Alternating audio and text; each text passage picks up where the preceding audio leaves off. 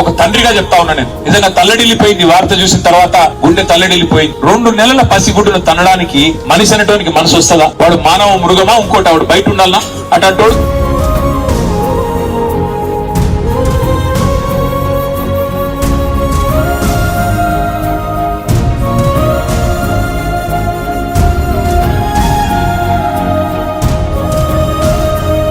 ఏం డిమాండ్ చేయాలంటే మాకు సాయం చేయాలా, తప్పకుండా పూర్తి స్థాయిలో మరియమ్మ కేసులు ఎట్లా చేసినారు.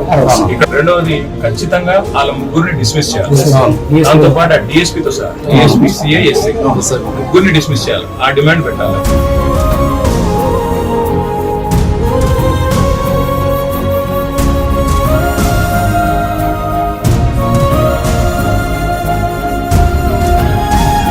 అంటున్నారంట మంత్రులు, ఇవి అక్రమమైన పట్టాలు, ఇవి సక్రమమైన కావు అంటున్నారంట. అక్రమమైన మీ పట్టాలు కాదు, సక్రమమైన మీ పట్టాలు. కానీ అక్రమమైన బుద్ధి, చండాలపు బుద్ధి, పేదల నోటికాడి కుక్కలాక్కునే బుద్ధి ఈ దుర్మార్గమైన మీ ముగ్గురు మంత్రులు తప్ప మీది కానే కాదు.